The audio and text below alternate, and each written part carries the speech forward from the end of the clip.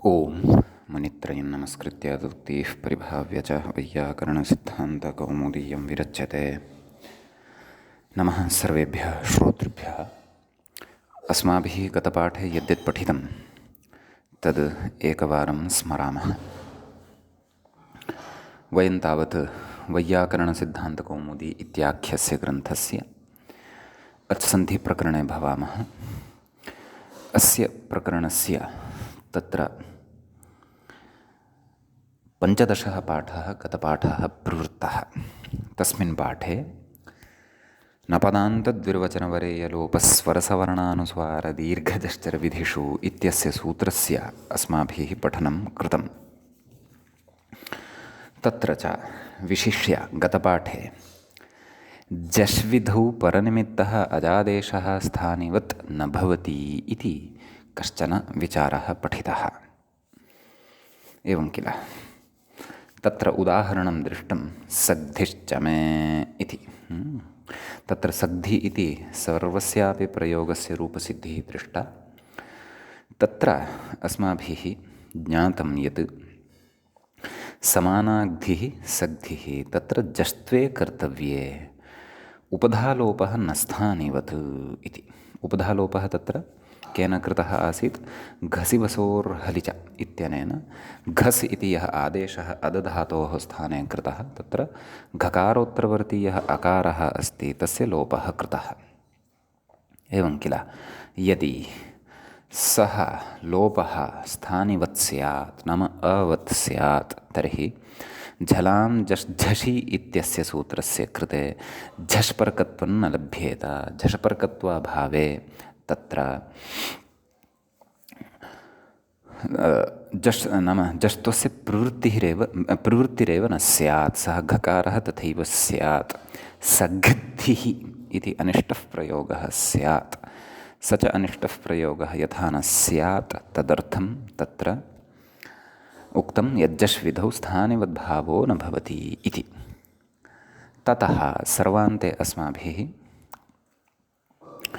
चरविधौ परनिमित्तः अजादेशः न स्थानिवद् भवति इति इत्यस्य उदाहरणं दृष्टं। तत्र जक्षतुः इति। जक्षतुः इत्यस्य सर्वस्यापि रूपसिद्धिः कृता।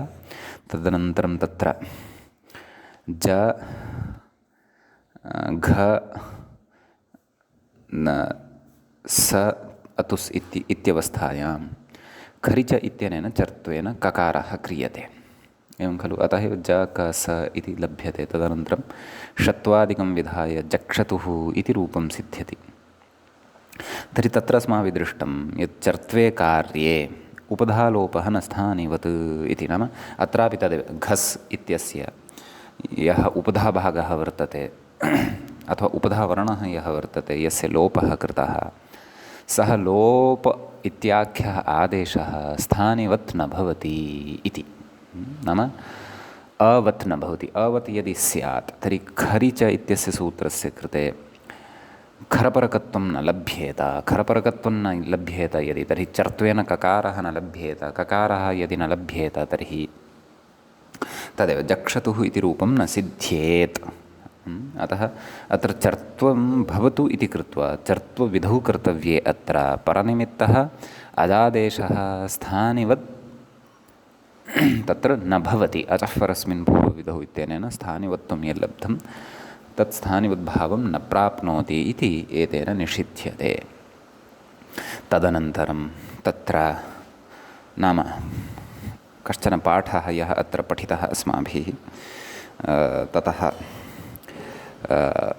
भाष्ये तु इत्यतः आरभ्य भाष्ये तु पूर्वोत्तरासिद्धेन स्थानिवत् इति अवष्टभ्य द्विर्वचनस्वर्णानुस्वारदीर्घजश्चरः एते विधयः नाम अत्र न कर्तव्याः न पठनीयाः न पदान्तसूत्रे इति एतेषां विधीनां तत्र प्रत्याख्यानं भाष्ये कृतं वर्तते इति। एवं किल। अतः भाष्ये प्रत्याख्यान तु तत्र उक्तमेव। तत्र वचनं कारणं भवति पूर्वोत्तरासिद्धेन स्थानिवत्। यद्यपि तद्वचनं वयम् अग्रेपि द्रक्ष्यामः। पूर्वोत्तरासिद्धेन स्थानिवत् इति मूले अग्रेपि चर्चयिष्यते।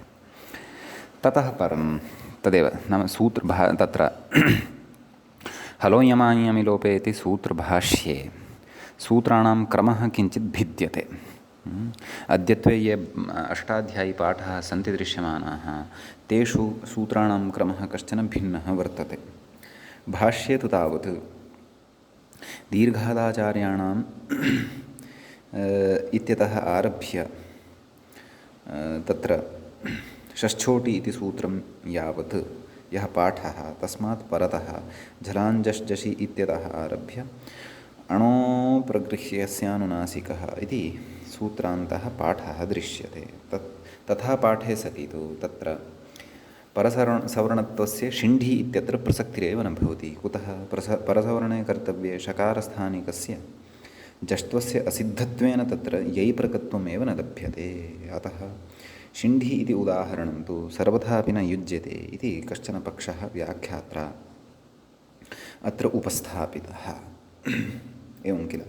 एतावान् विचारः अस्माभिः ह्यः पठितः। ततः परं झलां जषि इति अग्रे जष्ट्वविधायकस्य सूत्रस्य तत्र अवतरणिका अपि काचित् अस्माभिः दृष्टा। तत्र व्याख्यात्रा यदुक्तं नाम अनेन सूत्रेण नाम नपदान्त इत्यादिना सूत्रेण सूधय इत्यत्र द्वित्वनिषेधः कर्तव्ये यकारस्य स्थानिवत्वनिषेधः इत्यर्थः। ततः कथितम् एवञ्च अचपरकत्वाभावेन अनिचिच इति निषेधाभावात् धकारस्य द्वित्वं निर्बाधम् इति भावः। नाम धकारस्य द्वित्वं तत्र न भवति इत्युच्यते इत्यर्थः। तथा च सुधधय इति स्थितम्। एतावान् विचारः एतावान् विशेषः अस्माभिः गतपाठे दृष्टः। इदानीं वयं सुधधय इत्यवस्थायां स्मः। इतः अग्रे अस्माभिः पठनीयम् अस्ति। एवञ्च अत्सन्धिप्रकरणस्यास्य तत्र षोडशः पाठः आरब्धः भवति। अस्तु, तत्र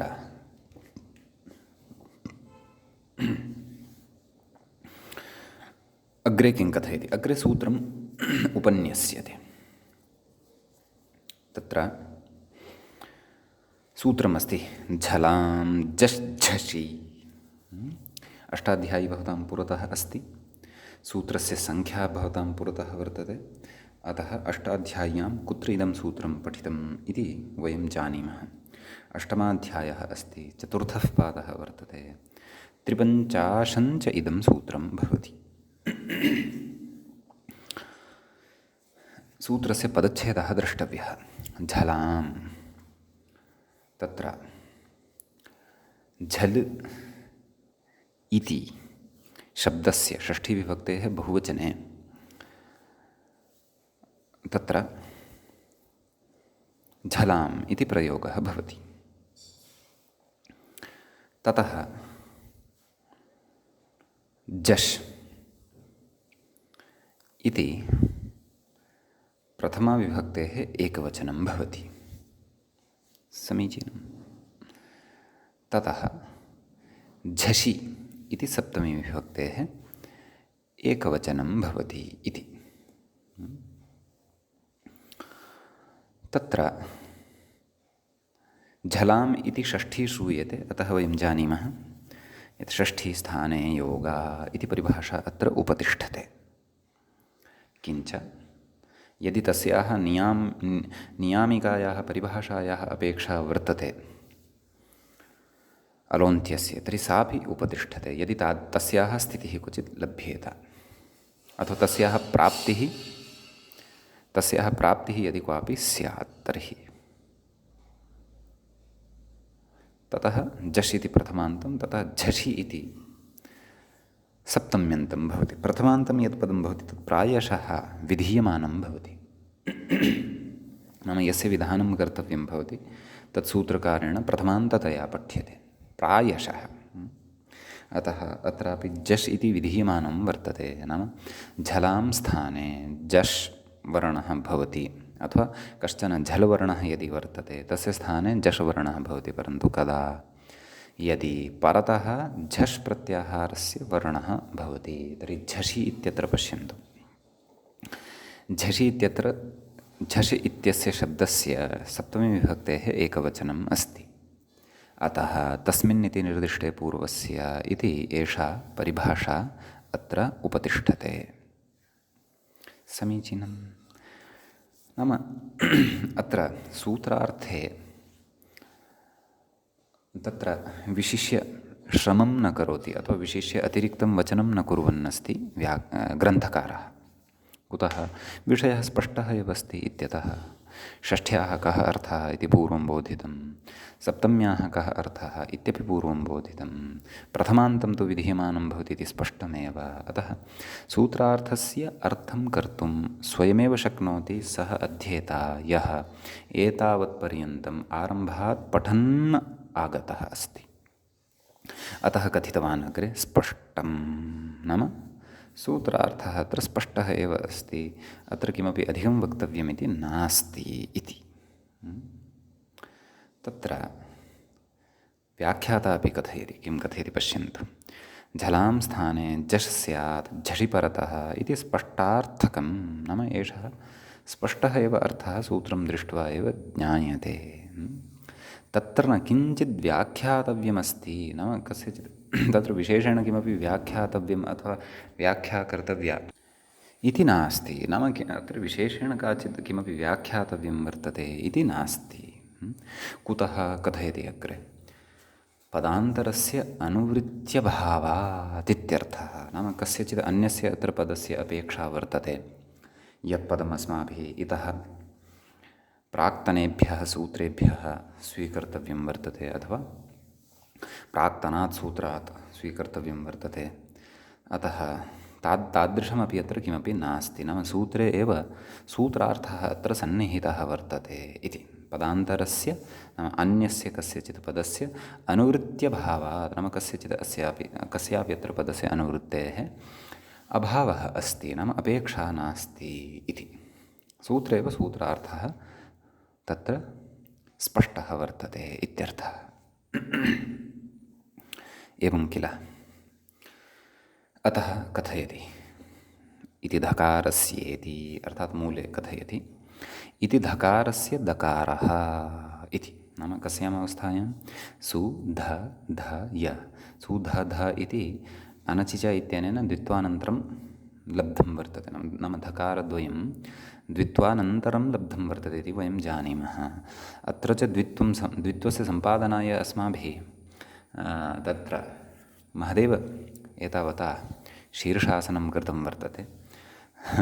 नाम शीर्षासनं कुतः वदामि इति चेत् सद्यः कदाचित् अनपेक्षिताः अपि विधयः अस्माभिः एतावता विवरणेन तत्र चर्चिताः, परन्तु तेषां लाभस्तु अनुपदमेव अग्रे प्राप्स्यते। भवतु। तर्हि तत्र पूर्वधकारः यः वर्तते तस्य धकारस्य दकारः कुतः? पश्यन्तु। झलां झष् झषि इति। तर्हि सु ध ध य इत्यवस्थायां तादृशः झल् वर्णः अस्माभिः द्रष्टव्यः यस्मात् परतः झष् वर्णः अस्ति। प्रथमः धकारः एव तादृशः लभ्यते यः झल् प्रत्याहारे अस्ति, ततः परतः झष् प्रत्याहारस्थः वर्णः अपि अस्ति। एवं किल? तर्हि तत्र वयं स्मः पश्यन्तः, धकारः झल् प्रत्याहारे अन्तर्भवति, ततः परतः यः अपरः धकारः वर्तते सः धकारः झष् प्रत्याहारे अपि अन्तर्भवति। अतः झषि परतः अस्य झलः स्थाने झष् भवति। एवं किल? तर्हि तत्र तन्नाम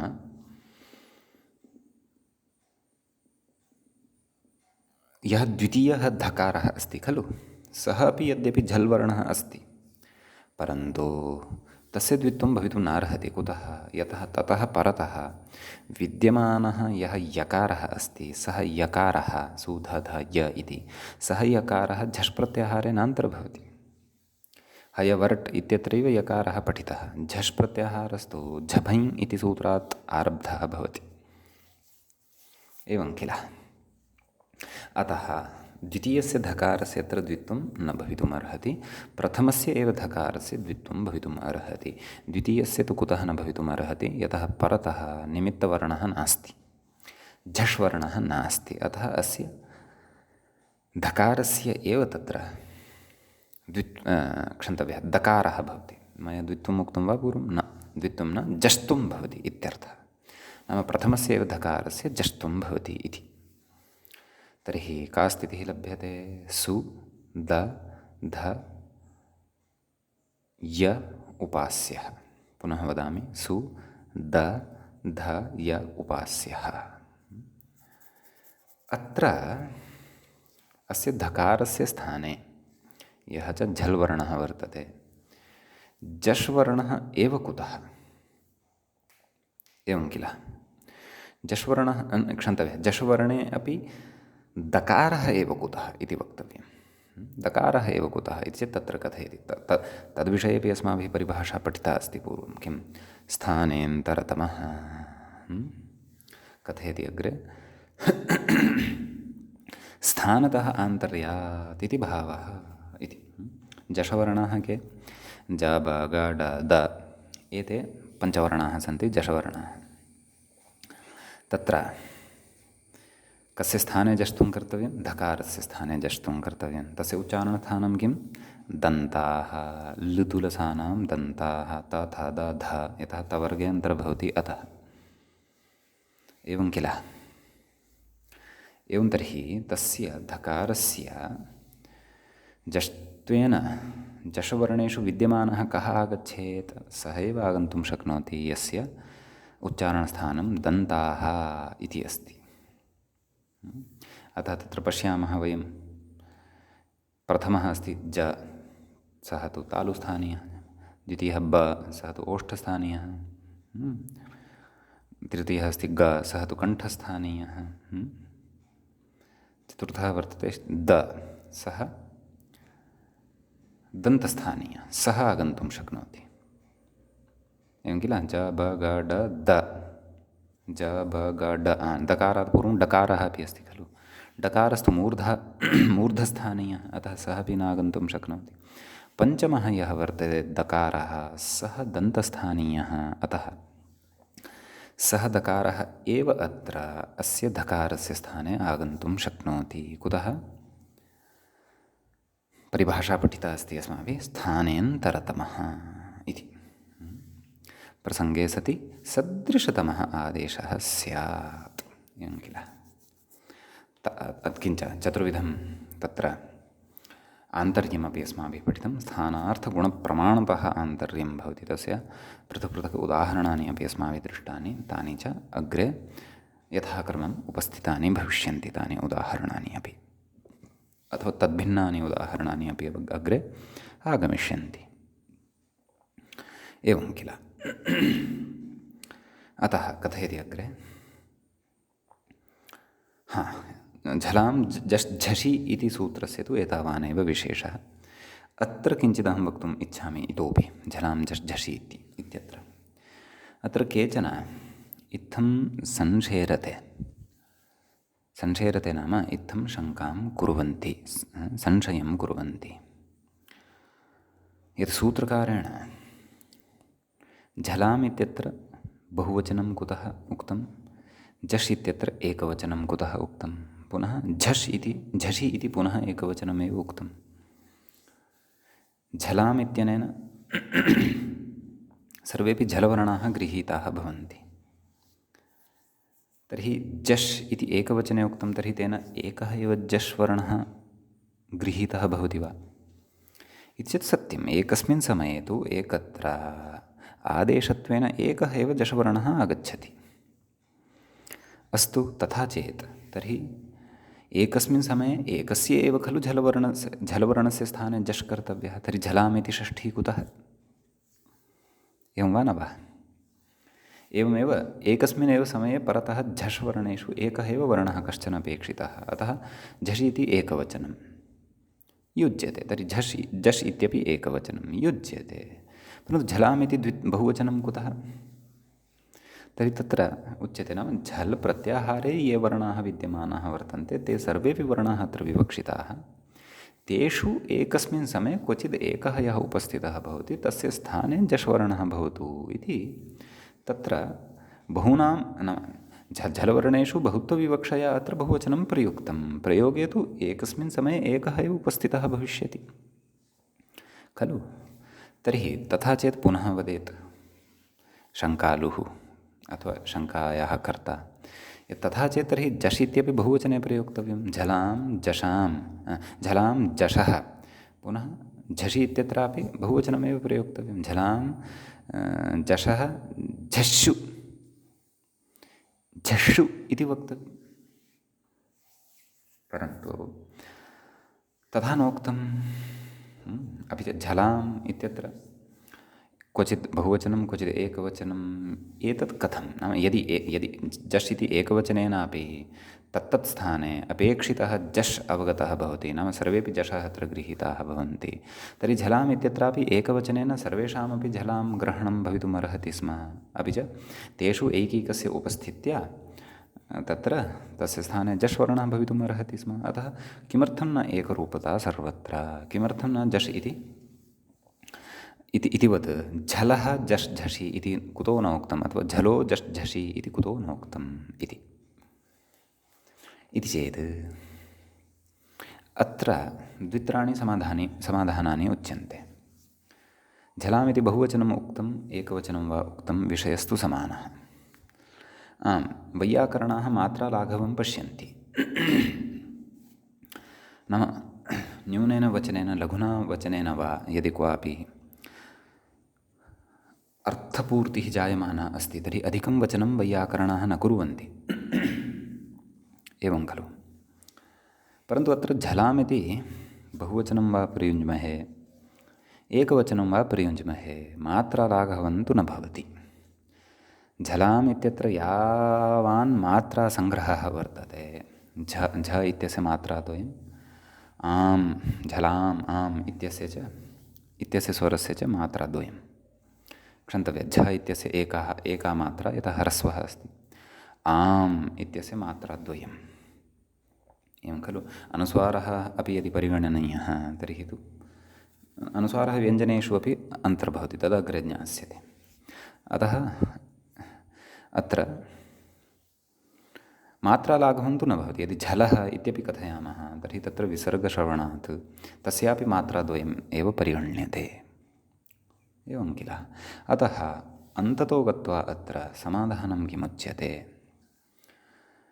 स्वतन्त्रस्य ऋषेः नियन्तुम् अशक्याः वयम्।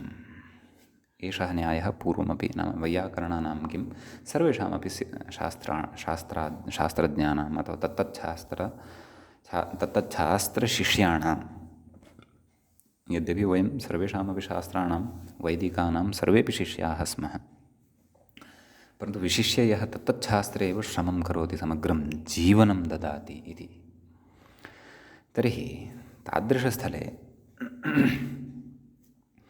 तत्र किमुच्यते? ऋषिः स्वतन्त्रः। यदि अत्र लाघवमपि न पश्यति, लाघवगौरवयोः साम्यं पश्यति इति यदि सः पश्यन् अस्ति तर्हि बहुत्वप्रयोगः वा एकत्वप्रयोगः वा इत्यादि सर्वं तत्र तस्य अधीने वर्तते। सः स्वतन्त्रः वर्तते। सः कुत्रापि सः अपेक्षितं चेत् सः झलाम् इति बहुवचनस्य प्रयोगं कुर्यात्, एकवचनस्य वा प्रयोगं कुर्यात्। झष् इत्यत्र सः तो मात्रालाघवं पश्यत्येव, अतः एकवचनं प्रयुक्तवान्। झषि इत्यत्रापि मात्रालाघवमेव पश्यति। झलाम् इत्यत्र तु मात्रालाघवचर्चा नास्ति, अतः सः स्वतन्त्रः एकवचनस्य वा द्विवचनस्य प्रयोगं कर्तुम्। अस्माभिः तस्य अभिप्रायस्तु ग्राह्यः। एवं च क्वचित् उच्चारणसामर्थ्यकारणात् वा अथवा कारणान्तरेण वा अथवा प्रकारान्तरेण वा कदाचित् मात्रालाघवमपि अपरिगणय्य सूत्रकारः दीर्घं वचनं करोति, क्वचित् तस्य काचित् विवक्षा भवति, क्वचित् विवक्षा नापि भवति, परन्तु यत्र विवक्षा नापि भवति तत्र अयमेव अन्तिमः निर्णयः यत् स्वतन्त्रः अस्ति ऋषिः तच्छास्त्रस्य करणे, तच्छास्त्रस्य निर्माणे। स्वतन्त्रस्य ऋषेः नियन्तुमशक्यत्वात् एतादृशस्थानेषु बहु न चिन्तनीयं, सामान्येन चिन्तनं कृत्वा अग्रे गन्तव्यम्। अभिप्रायः कः? सः तु गृहीतः एव, नाम झलवर्णस्य स्थाने जश्वर्णः भवति, यदा ततः तस्मात् झलवर्णात् परतः कश्चन झषवर्णः भवति इति एष विषयस्तु स्पष्टः एव इति अयं विशेषः कश्चन अत्र उक्तः। एवमेव अग्रे बहुत्र तथा तथा भविष्यति। क्वचित् बहुवचनदर्शनं, क्वचित् एकवचनदर्शनं, क्वचित् एकवचनेनैव न बहुत्वेन यद् कथ्यते तद् एकवचनेनैव क्वचित् कथ्यते, क्वचित् एकवचनेन यद् कथनीयं तद् बहुवचनेनापि कथ्येत। अतः तत्र सर्वत्रापि यदि विशिष्टा काचित् व्यवस्था सा तु अग्रे चर्चयिष्यते, यदि विशिष्टा व्यवस्था न इति प्रतिभाति तर्हि तु तत्र समन्वयनम् अस्माभिः कर्तव्यमेव। भवतु, इदानीम् अग्रे गच्छामः। जष्ट्वं कृतं, जष्ट्वविधायकं सूत्रद्वयम् अस्ति प्राधान्येन, झलां जश् झषि इति, अपि च झलां जषोन्ते इति व्याख्यासु झलां जषोन्ते इति श्रुतम् अस्माभिः। अग्रे तदपि अनुपदमेव, तदपि सूत्रम् उपस्थितं भविष्यति, तस्य विषये अपि पठिष्यते। उभयोः चारितार्थ्यं स्वस्वस्थाने अथवा तत्तत् स्थितिषु वर्तते एव। भवतु, तदनन्तरं किं कथयति? व्याख्यातारम् अनुसरन्तु। सु द ध य, नाम जष्ट्वानन्तरं या स्थितिः लब्धा तत्र कथयति इत्यत्र, नाम सु द ध य इत्यत्र यकारस्य संयोगान्तलोपं शङ्कितुं लोपसंज्ञासूत्रमाह इति। नाम अत्र संयोगान्तस्य लोपः इत्यस्य सूत्रस्य प्रवृत्तिः नास्ति, परन्तु प्राप्तिः अस्ति। अतः क्वचित् प्राप्तिमात्रव्याजेनापि ग्रन्थकारेण सूत्राणि बोध्यन्ते। नाम तस्मिन् उदाहरणे तस्य सूत्रस्य अपेक्षा न भवति, अथवा प्राप्तिः भवति परन्तु तस्य बाधः भवति। अतः तत्तत् सूत्रम् एवं रीत्या नाम प्राप्तम् इति कृत्वापि बोध्यते ग्रन्थकारेण। अतः प्रकृते तदेव संयोगान्तस्य लोपः, नाम पश्यन्तु, अस्माभिः द्वयोः पदयोः समासः आरम्भे दर्शितः। कयोः पदयोः? सुधिः उपास्यः। तर्हि सुधिः एकं पदं भवति, उपास्यः इति अपरं पदं तत्र भवति। वस्तुतः सुधिभिः उपास्यः इति भवति, नाम सुधिभिः इति तत्र एकं पदं भवति, परन्तु तत्र सुब्लुकः परं सुधिः उपास्यः इति स्थितिः भवति। तथापि तत्र प्रत्ययलक्षणमाश्रित्य सुधिः इति एकं पदं स्वीक्रियते, अपि च उपास्यः इति एकं पदं स्वीक्रियते। नाम पदद्वयस्य मेलनेन तत्र समस्तपदम् एकं सिद्धं भवति, सुध्युपास्यः इति। एवं खलु? एवञ्च सुध्युपास्यः, नाम अत्र पूर्वपदं वर्तते सुधिः इति, तस्य अन्ते यकारः लब्धः वर्तते। सु द ध य उपास्यः इति। अतः पदस्य अन्ते अत्र संयोगः लब्धः वर्तते। एवं खलु? कयोः वर्णयोः संयोगः वर्तते इति चेत् धकारयकारः, धकारः यकारश्च यः वर्तते, तयोः संयोगः लब्धः। संयोगश्च कः भवति इति वयं जानीमः। हलः अनन्तराः संयोगः इति अस्माकं स्पष्टता अस्ति एव। तत्र संयोगविषये अस्माभिः पूर्वं पठितमेव। दकारधकारयोः अपि संयोगः भवितुमर्हति, परन्तु अत्र अस्माकं विचारः यत्र अस्माभिः कर्तव्यः तत्र संयोगः धकारयकारयोः मध्ये ग्राह्यः। समीचीनम्। तत्रोच्यते इत्यत्र यकारस्य संयोगान्तलोपं शङ्कितुं लोपसंज्ञासूत्रमाह। नाम संयोगान्तं लोपं करिष्यते, संयोगान्तं लोपं करिष्यामः। तदर्थं संयोगान्तलोपविधायकं सूत्रमपि पठिष्यते अग्रे। तच्च सूत्रं संयोगान्तस्य लोपः इति सूत्रं भवति। तस्मिंश्च सूत्रे अस्माभिः को नाम लोपः इति यदि आदौ ज्ञायेत तर्हि एव संयोगान्तस्य लोपः इत्यस्य सूत्रस्यापि प्रवृत्तिः स्पष्टा भवति। अतः लोपः नाम कः इति आदौ अस्माकं कृते इदानीं ग्रन्थकारेण बोध्यमानं वर्तते। लोपसंज्ञाविधायकं सूत्रम् अस्माकं कृते कथयन् अस्ति ग्रन्थकारः। तच्च सूत्रं भवत्येवं कथम् अदर्शनं लोपः इति। अदर्शनं लोपः इति प्रथमाध्यायस्य प्रथमपादस्य षष्टितमं सूत्रं भवति। एवं किल। तत्र सूत्रे द्वे पदे स्तः। लोपः इति एकं पदम् अस्ति, क्षन्तव्यः, अदर्शनम् इति प्रथमं पदं वर्तते, प्रथमाविभक्तेः एकवचनं। लोपः इति द्वितीयं पदं वर्तते, प्रथमाविभक्तेः एकवचनान्तमेव तत्पदं भवति पुंलिङ्गे। अदर्शनम् इति तु नपुंसकलिङ्गे, लोपः इति भवति पुंलिङ्गे। तत्र कथयति अग्रे,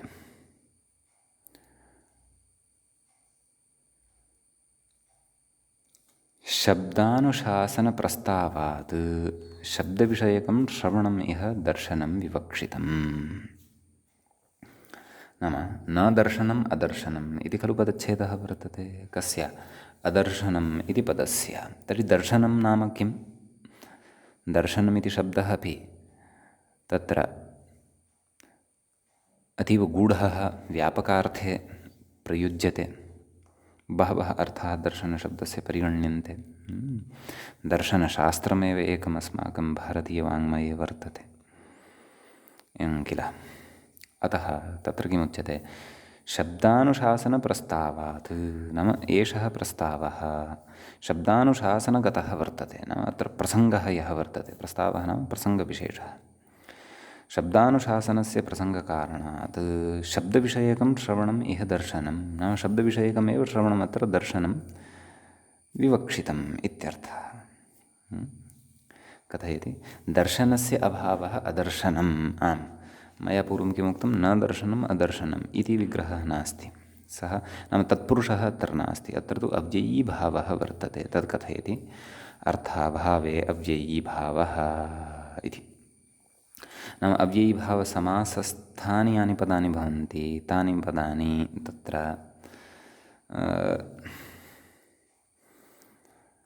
अव्ययपदानि भवन्ति इति वयं समासप्रकरणे अव्ययं विभक्तिसमीपसमृद्धिवृद्ध्यर्थाभावात्यया इत्यादि सूत्रपठनसमये ज्ञास्यामः। अतः अत्रापि न दर्शनम् अदर्शनम् इति अव्ययीभावसमासः अत्र नैव, दर्शनस्य अभावः इत्यस्मिन् अर्थे अदर्शनम् इत्यत्र अव्ययीभावसमासो भवति इति। नाम अदर्शनम् इति अव्ययं वर्तते इत्यर्थः। यतः अव्ययीभावसमासे निष्पन्नानि यानि कानि अपि पदानि भवन्ति तानि पदानि अव्ययरूपाणि भवन्ति, अथवा अव्ययत्वेनैव तानि परिगण्यन्ते इति अस्माभिः तत्र बुद्धौ स्थापनीयम्। एवं खलु। ततः अग्रे किं कथयति चेत्, स्थानेन्तरतमः इत्यतः स्थान इत्यनुवर्तते। प्रथमाध्याये तत्र प्रथमे पादे इत्यतः पूर्वं स्थानेन्तरतमः इत्यपि अस्ति खलु। ततः स्थाने इत्यस्य पदस्य अनुवर्तनं भवति। स्थानञ्च प्रसङ्गः इति पूर्वम् उक्तमेव। नाम स्थानं नाम कः इति स्पष्टता अस्माभिः पूर्वमेव कृता। अग्रे शास्त्रतः शब्दस्य कस्यचित् श्रवणप्रसङ्गे सति यदश्रवणं तत् लोपसंज्ञं भवति इत्यर्थः। नाम तत्र लोपः इत्यस्य अर्थः कः इति सर्वं स्वारस्यतः कथयन् अस्ति व्याख्याता। नाम शास्त्रतः शब्दस्य, नाम एतद् यदस्माकं शास्त्रं वर्तते तस्मिन् शास्त्रे यः शब्दः तस्य शब्दस्य कस्यचित् श्रवणप्रसङ्गे, नाम कस्यचित् शब्दस्य तत्र श्रवणप्रसङ्गः यदि भवति, तादृशश्रवणप्रसङ्गे सति यदश्रवणं, नाम यत् अश्रवणम् अस्ति, नाम यस्य श्रवणं न भवति, तल्लोपसंज्ञं भवति इत्यर्थः। नाम तस्य लोपसंज्ञा भवति इति, नाम यस्य श्रवणं न भवति इति। दर्शनं न भवति इत्यपि अस्ति एव, परन्तु तस्यैव अत्र अर्थविस्तारः अयं कृतः वर्तते इत्यर्थः। एवं खलु। तदाह, नाम तत् कथयति, किं कथयति? प्रसक्तस्येति मूले सूत्रार्थः कृतः खलु, पश्यन्तु। प्रसक्तस्य अदर्शनं लोपसंज्ञं स्यात्। नाम प्रसक्तं यद् वर्तते, प्रसक्तम् अर्थात् विद्यमानं यद् वर्तते, तस्य विद्यमानस्य यद् अदर्शनं वर्तते, नाम दर्शनाभावः, दर्शनस्य अभावः, अदर्शनं यद् वर्तते, तद् अदर्शनम् एव अत्र तत्र लोप इत्यनेन व्यवह्रियते अत्र अस्मिन् शब्दशास्त्रे। तदेव उक्तं खलु सूत्रार्थः मूलं। प्रसक्तस्य अदर्शनं लोपसंज्ञं स्यात्। प्रसक्तस्य नाम विद्यमानस्य इत्यर्थः। एवं खलु। अग्रे कथयति, अत्र श्रवणाभावात्मके लोपे विहिते, नाम श्रवणाभावात्मके लोपे विहिते श्रवणार्थम् उच्चारणम् अपि नास्ति इति अर्थः लभ्यते इति। एवं खलु। नाम श्रवणात्मके लोपे विहिते, श्रवणाभावात्मके लोपे विहिते, एवं किल। नाम यस्य तत्र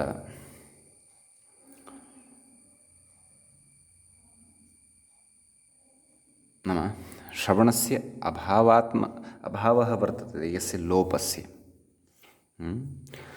तर्हि तादृशलोपे विहिते श्रवणार्थम् उच्चारणमपि नास्ति इति अर्थः लभ्यते। अत्र श्रवणम् अपि च दर्शनम् इत्यपि योजनीयं। यतः यदृश्यमानं वर्तते तस्यैव खलु श्रवणं भवति, अथवा पठनं भवति, अथवा दर्शनं भवति। पठनं नाम दर्शनम्, एवं किल। अतः तत्र उक्तं श्रवणाभावात्मके लोपे विहिते, नाम अस्य लोपः भवतु, नाम अस्य दर्शनं न भवतु, अथवा अस्य श्रवणं न भवतु, एतादृशे लोपे विहिते श्रवणार्थम् उच्चारणमपि नास्ति, एवं किल। नाम तस्य श्रवणं विधातुं तद्गतम् उच्चारणमपि न भवति इति अर्थः लभ्यते। नाम एवं रीत्या तत्र प्रसक्तस्यादर्शनं लोपसंज्ञं स्यात् इति अस्माकं एतादृश अर्थस्य स्पष्टता भवति इत्यर्थः। नाम तत्र अदर्शनम् इत्यत्र किमुक्तम्? अस्य अर्थः कः उक्तः? दर्शनस्य अभावः अदर्शनम् इति खलु। अदर्शनस्य अभावः द्विधा भवितुम् अर्हति। एकं तु सः वर्णः आदौ तत्र दृष्टः, तदनन्तरं तस्य लोपः क्रियते, एवं किल। एवञ्च प्रथमतया सः वर्णः दृष्टः, पश्चात् तस्य लोपः, इदमेकम् अदर्शनम्। एकं तु प्रथमतया सः शब्दः नासीदेव क्वचित् प्रसङ्गे, अथवा सः वर्णः वा सः शब्दः वा नासीदेव,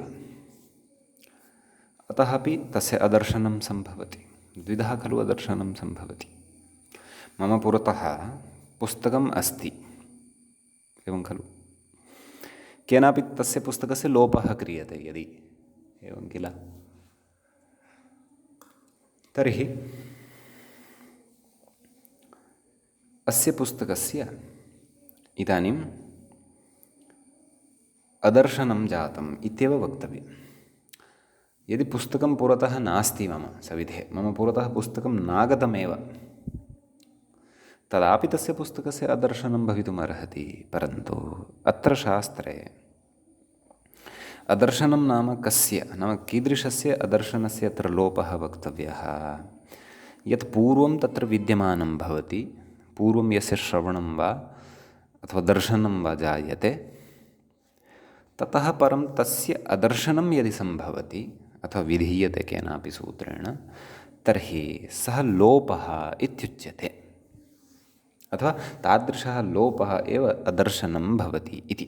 नाम पूर्वं तस्य विद्यमानता अपेक्षिता। यदि पूर्वं तस्य तत्तद्वर्णस्य विद्यमानता एव नास्ति, तर्हि अपि तस्य अदर्शनं सम्भवति। परन्तु यदि सः वर्णः पूर्वं तत्र विद्यमानः एव नास्ति, पूर्वं न दृष्टः एव, तर्हि अपि तस्य अदर्शनम् इति व्यवहारः अत्र नास्ति इति। अतः एव तत्र सूत्रार्थः कृतः कः, प्रसक्तस्य,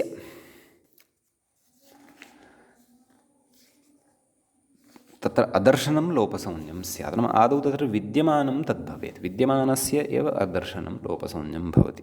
यत्तु विद्यमानम् एव नास्ति पुरतः, तस्य अदर्शनम् अपि अथवा लोपः अपि अत्र न भवति इत्यर्थः। समीचीनम्। अतः प्रसक्तस्य इति किमर्थम् उक्तमिति चेत्, दधि इत्यत्र तुगागमः न स्यात्, तदर्थम्। दधि इत्यत्र तुकः आगमः न स्यात्। तुकः किम् अवशिष्यते, त इति वर्णः अवशिष्यते, अतः तस्य तकारस्य आगमः न स्यात्। कित्वात् अन्तावयवः भवति, कः, तुक्। यदि तुगागमः स्यात् तर्हि अत्र दधित् इति रूपं स्यात्। परन्तु तुगागमः कदा अत्र स्यात्, तदेव यदा अत्र विद्यमानस्य एव वयं संज्ञां कथयेम। यः विद्यमानः एव नास्ति तस्यापि यदि लोपसंज्ञां कथयामः, तर्हि अत्र निश्चयेन तुगागमः स्यात् दधि इति शब्दस्य प्रथमाविभक्तेः एकवचने। तत् कथं, तत् कथयन् अस्ति। किं, दधि इत्यादौ क्विपः अश्रवणात्मकलोपस्य, लोपः द्विविधः इति उक्तमेव, श्रवणात्मकलोपः, अश्रवणात्मकलोपः। नाम श्रवणशब्देन अत्र भवन्तः दर्शनमपि अवगच्छन्तु। दर्शनं श्रवणम् एकः एव अत्र अर्थः ग्राह्यः, एवं किल। नाम तत्र दधि इत्यस्मात् केनापि सूत्रेण क्विप् प्रत्ययः न विहितः एव नास्ति। तर्हि दधि इत्यस्मात् यदि क्विप् प्रत्ययः न विहितः अस्ति, तर्हि तस्य तत्र विद्यमानत्वमपि नास्ति। नाम क्विप् तत्र विद्यमानः नास्ति। तर्हि अविद्यमानस्यापि यदि लोपसंज्ञां कथयेम, तर्हि अत्र दधिशब्दात् यः न विहितः वर्तते क्विप् केनापि कदापि, तस्यापि श्रवणेन अथवा तस्यापि अविद्यमानस्यापि अथवा अश्रुतस्यापि क्विपः तत्र लोपसंज्ञा भविष्यति, एवं किल। ततः किं भविष्यति, प्रत्ययलोपे प्रत्ययलक्षणम् इति सूत्रमपि उपस्थितं भविष्यति। प्रत्ययलोपे प्रत्ययलक्षणम् इति सूत्रं किं वदति, नाम लुप्ते प्रत्यये तदाश्रितं कार्यं भवति। क्विप् यदि अत्र लुप्तः, नाम अविद्यमानः अपि क्विप् अत्र लुप्तः, अविद्यमानस्यापि अत्र लोपसंज्ञा यदि उक्ता, तर्हि सः लुप्तः क्विप् अत्र प्रत्ययलक्षणत्वेन आश्रितः भवति। नाम सः क्विप् अस्ति परतः इत्यर्थः लप्स्यते, न दृश्यते परन्तु तद्गतधर्मः तत्र वर्तते इति। यद्यपि सः विहितः भवति, तदापि तस्य सर्वलोपः एव भवति। पकारस्य, ककारस्य, इकारस्य सर्वेषामपि लोपसंज्ञा भवति। व इति अवशिष्यते, तस्यापि लोपसंज्ञा एव भवति। एवं मानवः। एवं तर्हि अत्र यः क्विप् न विहितः पूर्वं, नाम यः न अदृष्टः, नाम यः न दृष्टः न च श्रुतः, सूत्रेण विधानं तस्य न कृतं। तादृशस्यापि अविद्यमानस्य लोपसंज्ञा यदि उच्येत तर्हि अत्र अविहितस्य क्विपः अपि लोपसंज्ञा स्यात् दधिशब्दात्। क्विपः यदि अविहितस्यापि क्विपः यदि लोपसंज्ञा विहितः तर्हि प्रत्ययलोपे प्रत्ययलक्षणम् इत्यनेन लुप्तः प्रत्ययः यः वर्तते क्विप् अत्र अविहितोऽपि लुप्तः प्रत्ययः यः वर्तते क्विप् सः प्रत्ययलक्षणत्वेन तत्र समाश्रीयते। प्रत्ययलक्षणव्यवस्था यद्यपि अग्रे पठिष्यते भवद्भिः। एवं किल, नाम तस्य सः तत्र नास्ति इति कृत्वापि तद्गतधर्मः तत्र भवत्येव। एवं चेत् किं स्यात्, ह्रस्वस्य पितिकृति तुक् इति एकं सूत्रं, तेन सूत्रेण दधि इत्यत्र यः ह्रस्वः वर्तते इकारः तस्य इकारस्य तुगागमः स्यात्। अतः तत्र दधित् इति रूपं स्यात्।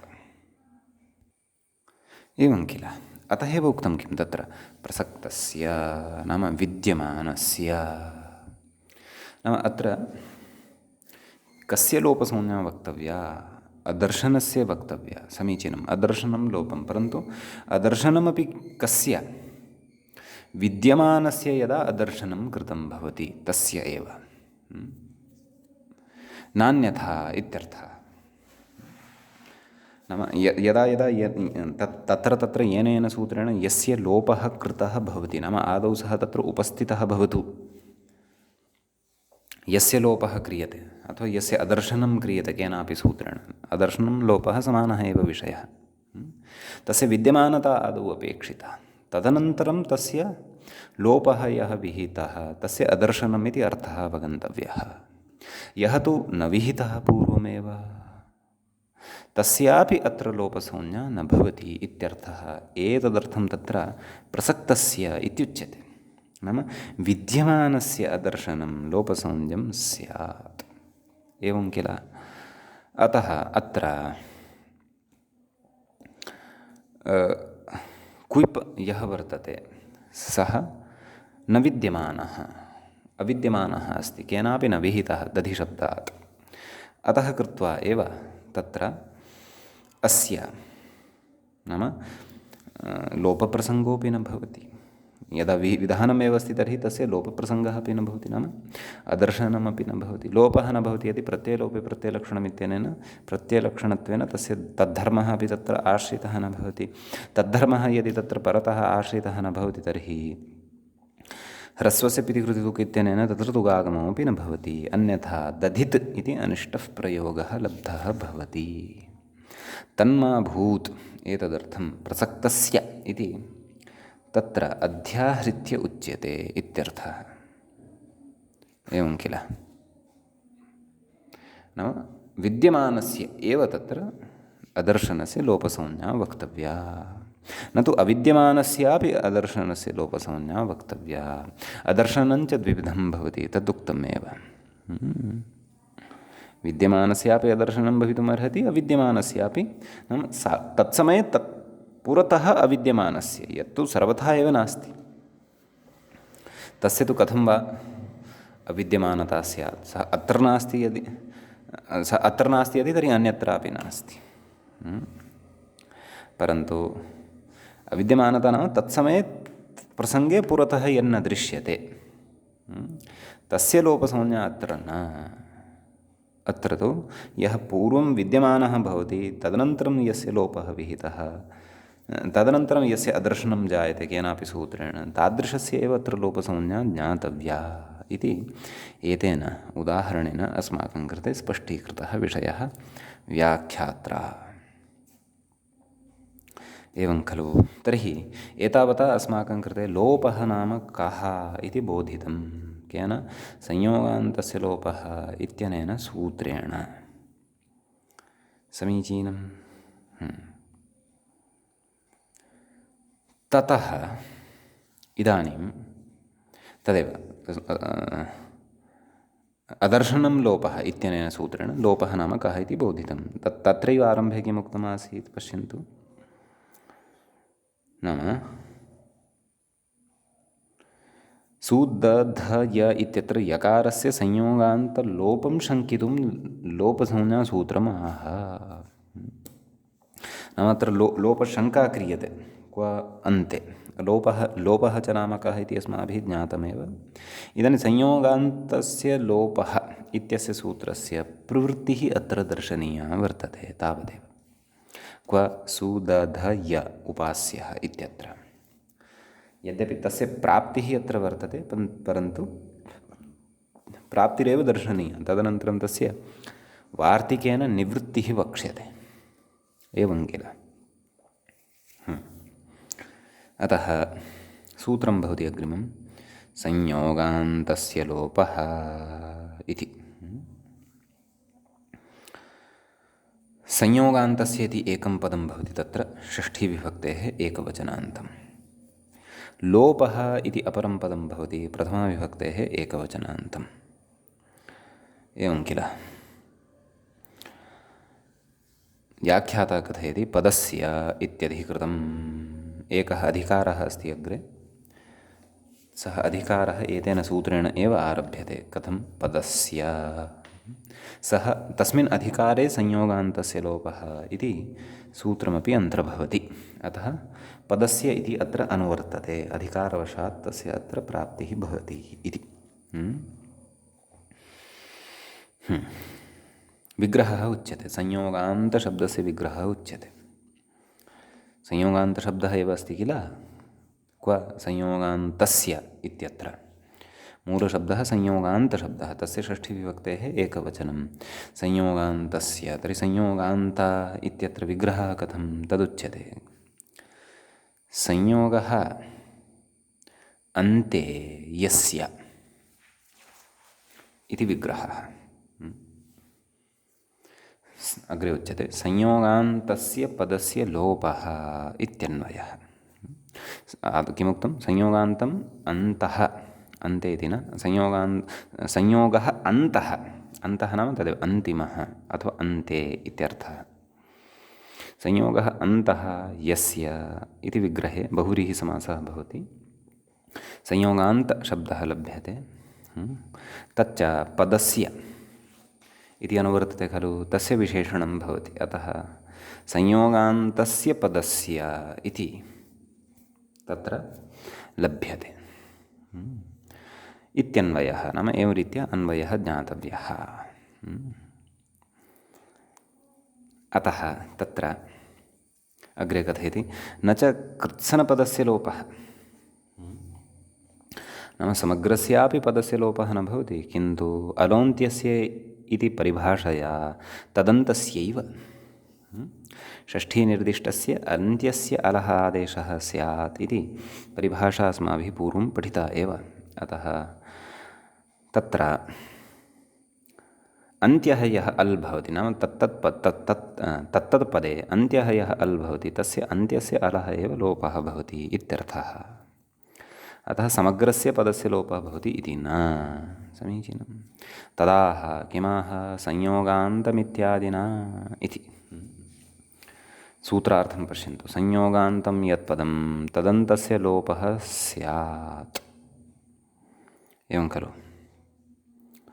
इति यलोपे प्राप्ते इति तु अग्रे वक्ष्यते। आदौ संयोगान्तस्य लोपः इत्यस्य एव विषये किञ्चित् इतोपि अग्रे वक्तव्यम् अस्ति, तद् व्याख्याता कथयति अग्रे। सूत्रार्थस्तु ज्ञातः। तत्र सुदधय उपास्य इत्यत्र अन्त्यस्य यकारस्य लोपः प्राप्तः वर्तते इत्यपि अस्माकं स्पष्टता वर्तते। अग्रे तद्विषये कथयिष्यति, परन्तु मूले कथयति। अत्र अन्तग्रहणं स्पष्टार्थमेव। क्व संयोगान्तस्य लोपः, एवं खलु कथयति। कुतः स्पष्टतार्थमेव अथवा स्पष्टार्थं कुतः, तदग्रे कथयति। संयोगस्य पदविशेषणतया येन विधिरित्येव तदन्तलाभात्। तदन्तविधिविधानम् अस्माभिः अथवा तदन्तविधिः अस्माभिः पूर्वं पठितः एव। केन? येन विधिस्तदन्तस्य विशेषणं तदन्तस्य संज्ञा स्यात् स्वस्य च रूपस्य। संयोगः सूत्रे पठितः एव वर्तते।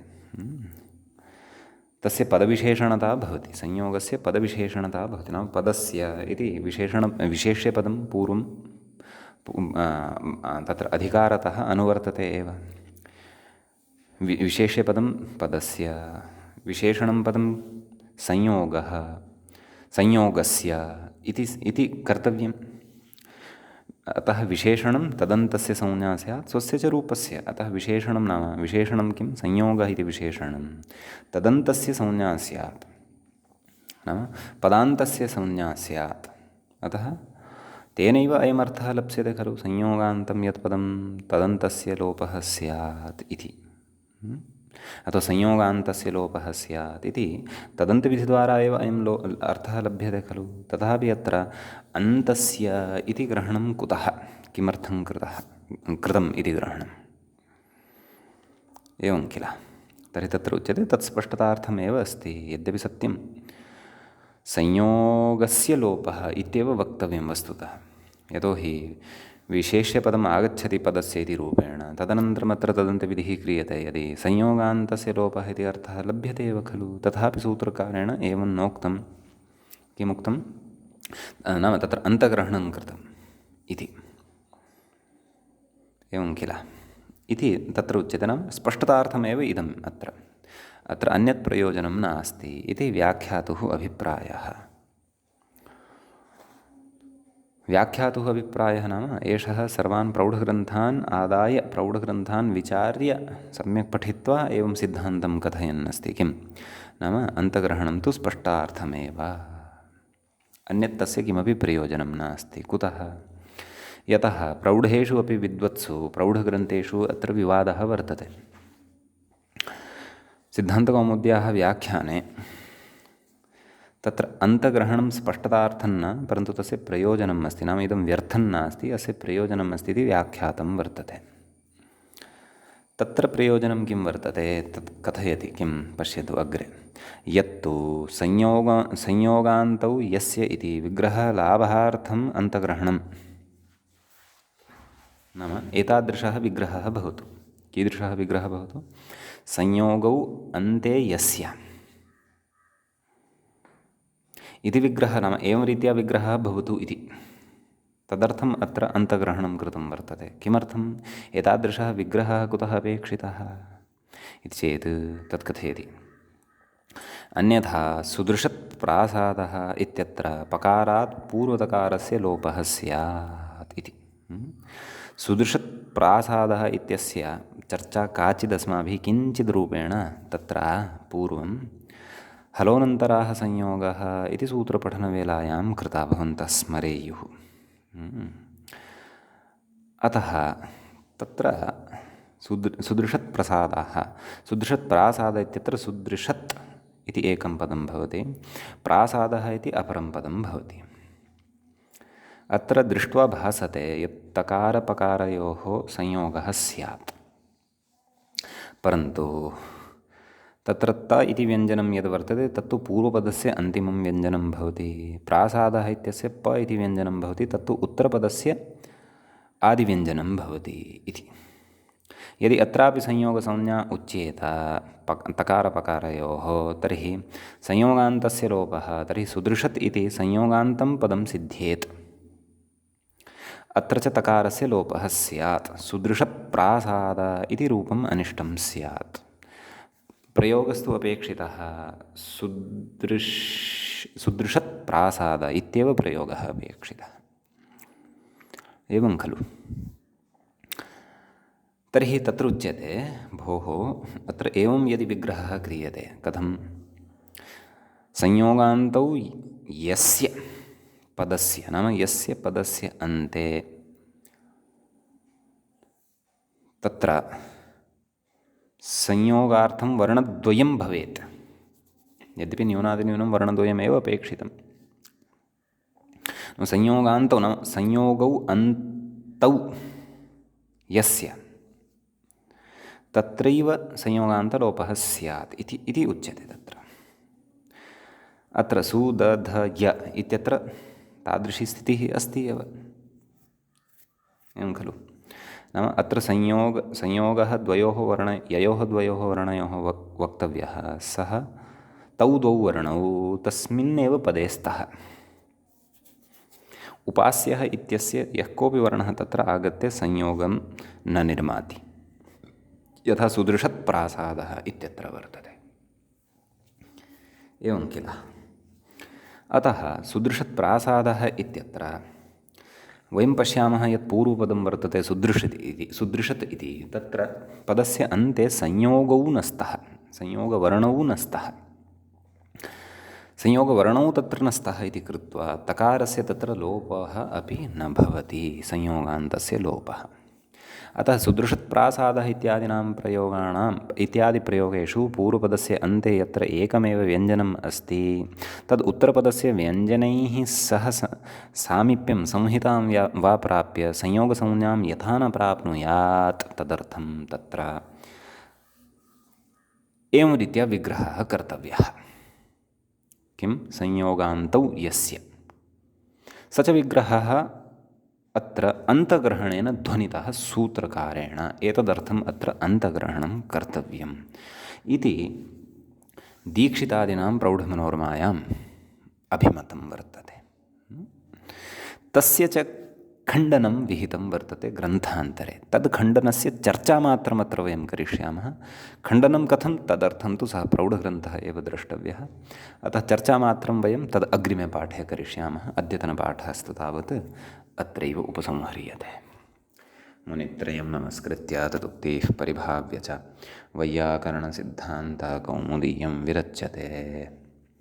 एवञ्च षोडशः पाठः एषः अत्सन्धिप्रकरणस्य सम्पन्नतां गतः। अग्रिमे पाठे पुनः संयोगान्तस्य लोपः इत्यस्य अवशिष्टं विचारमादाय उपस्थिताः भविष्यामः। नमः सर्वेभ्यः श्रोतृभ्यः।